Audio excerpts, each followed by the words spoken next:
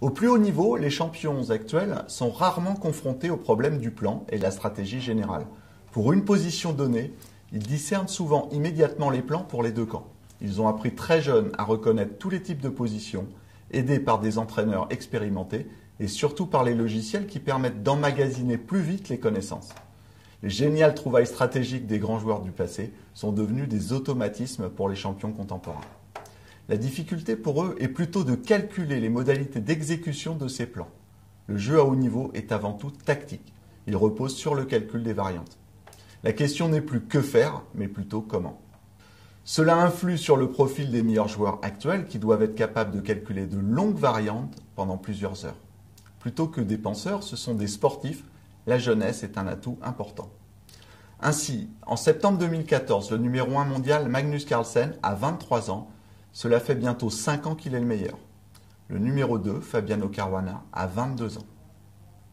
Néanmoins, il reste une part importante de stratégie aux échecs, même à haut niveau, qui concerne la préparation des parties et des matchs.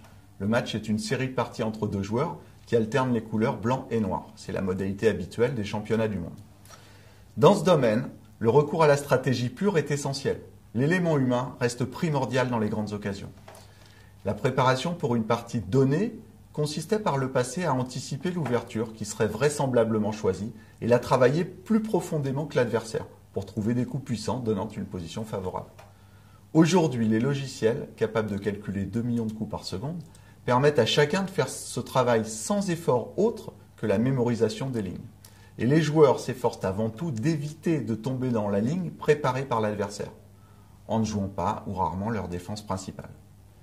Ils étudieront préalablement le style, les points forts, faibles, les préférences de l'adversaire, puis essaieront de déterminer, en fonction de leurs propres caractéristiques, les ouvertures appropriées pour la partie. Chaque joueur a des préférences. Par exemple, certains aiment les positions tendues, où la partie peut basculer à chaque coup. D'autres préfèrent les parties lentes, basées sur la construction.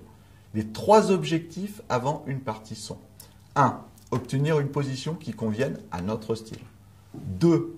Atteindre une position qui ne convienne pas au style de l'adversaire. Et 3.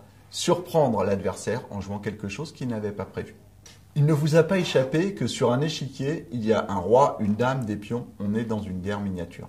Et vous êtes dans la peau du stratège, du général qui part en campagne. Il faut donc étudier le terrain et les forces en présence. Et dans un tel affrontement, terrain et force sont en quelque sorte vous-même. Je voudrais conclure avec un exemple.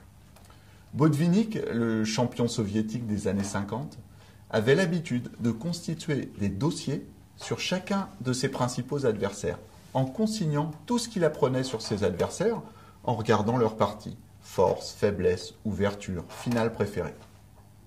Il n'avait pas oublié de constituer le premier dossier qui s'appelait Botvinnik, un dossier sur lui-même.